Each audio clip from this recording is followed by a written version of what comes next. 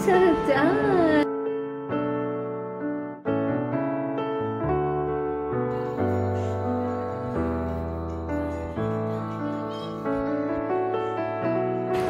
Morning, সকলকে জানাই শুভ মহালয়ার অনেক অনেক শুভেচ্ছা।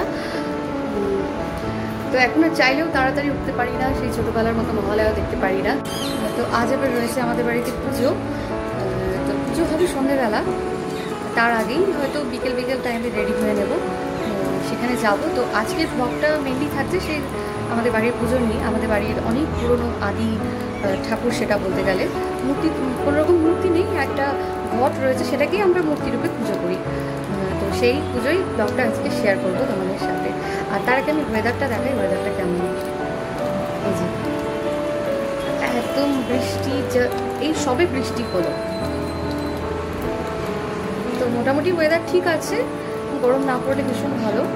আর গরম বলে কিছু করার নেই, অ্যাডজাস্ট করে নেবো। তো চলো দেখতে থাকো, আমরা বানিয়ে নিচ্ছি। তো সকালবেলা করেও সন্ধি খাই। তো অন্য সময় শুধু সব রকম ড্রাই ফ্রুটস কলা দিয়ে আমি বানাই।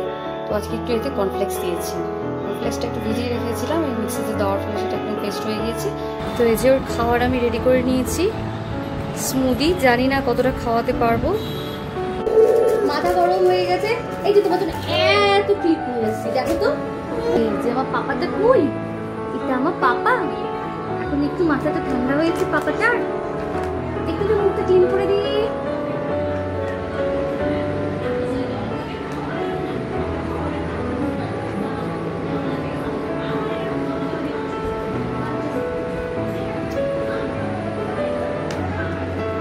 আচ্ছা পরে গেল না, সেটা না, এটা কি একটা পাগলি বুড়ি?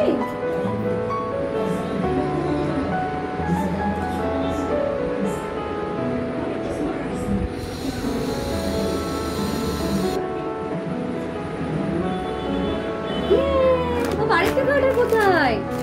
এই যে পড়ে গেল, দেখি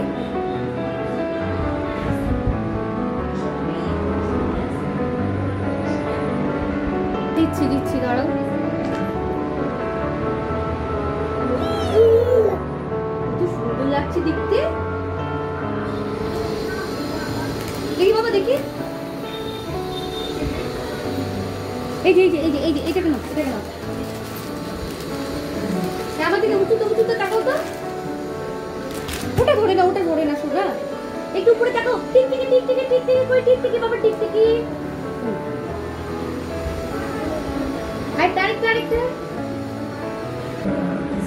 বলি বাবা, কি কিউট লাগছে।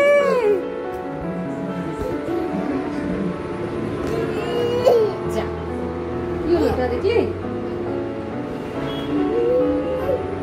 হাতের মধ্যে লেগে গেল।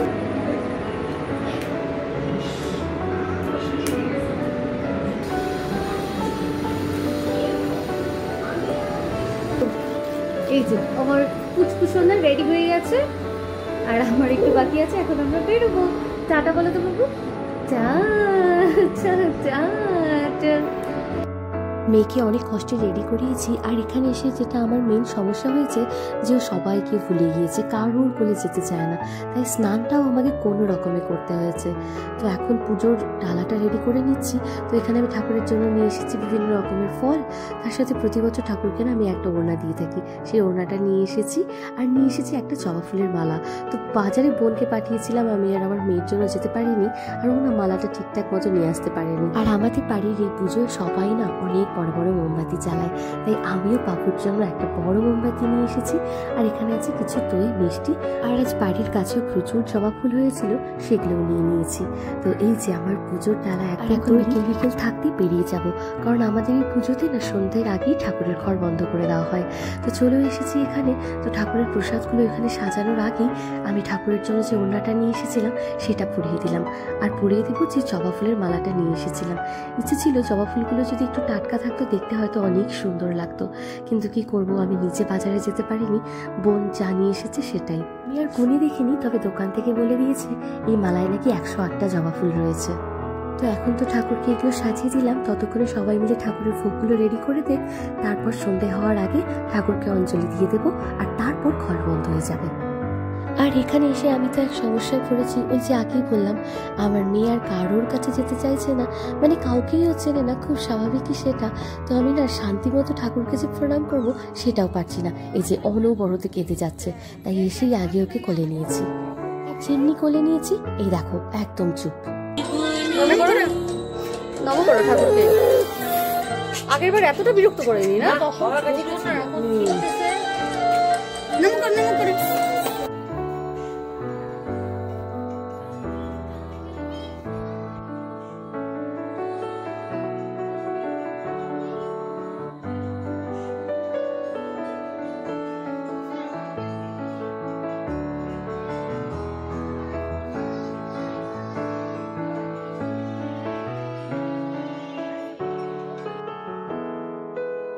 তো এই হলো আমাদের মায়ের মন্দির।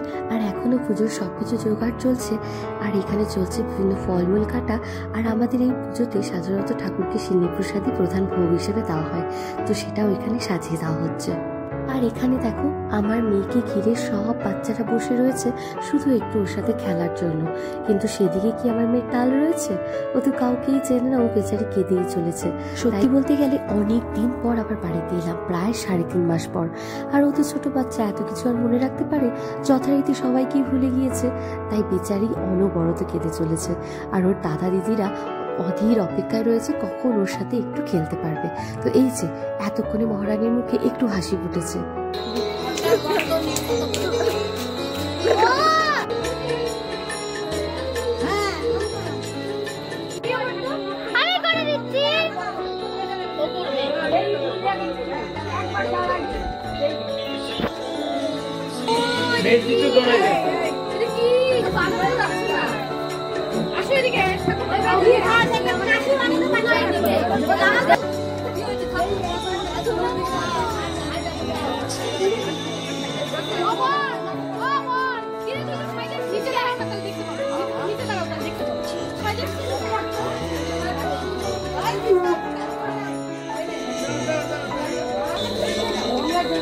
হ্যাঁ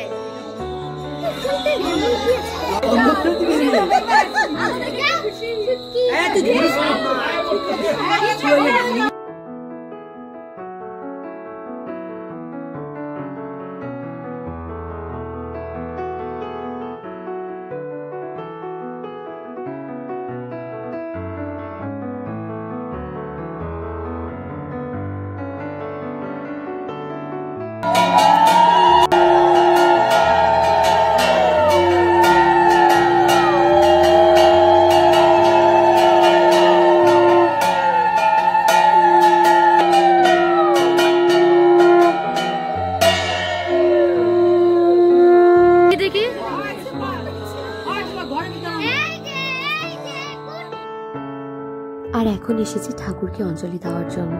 এত দূর থেকে পুজো দিতে এসেছি শুধুমাত্র আমার মেয়ের জন্য, যে ওকে নিয়ে একটু মায়ের কাছে বসবো, ওকে একটু প্রণাম করাবো। কিন্তু সে আর কি উপায় আছে? ও অনবরত কেঁদেই চলেছে। ওকে ছাড়াই ঠাকুর ঘরে ঢুকে আমি অঞ্জলি দিয়েছি।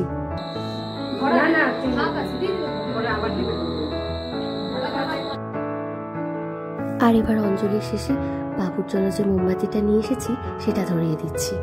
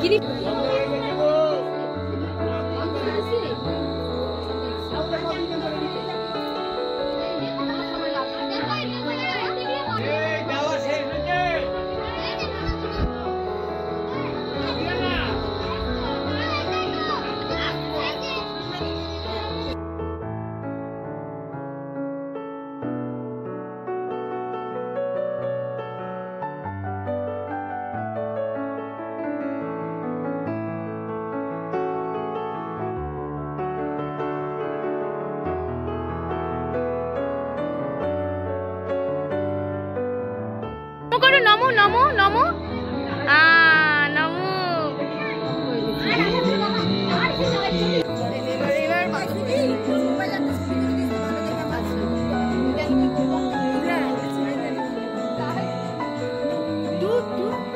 আমিও পড়ছি।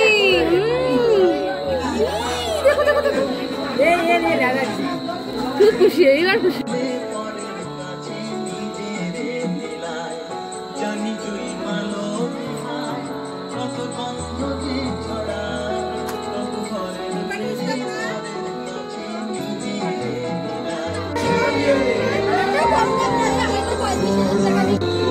আরে ভিড়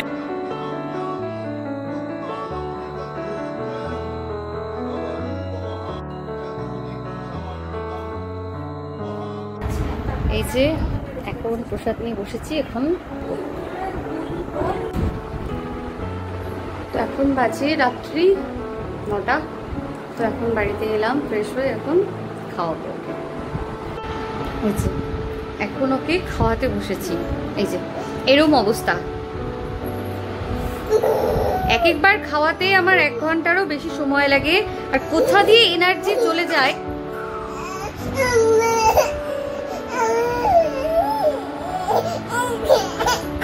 এই যে এখানে কি নিপা, তাহলে এটা নিপা? হ্যাঁ বাজাও বাজাও। ও লিপা বলে বাজা যা, কোথায়? নাও নাও নাও নাও নাও, এদিক দিয়ে। হ্যাঁ নাও নাও নাও। তাও দিতে পারছি না, তাহলে একে নিয়ে আমি কি করি? এই যে দিদুন এতদিন পর আমাদের বাড়িতে এসেছে শুধুমাত্র আমার মেয়েকে দেখার জন্য।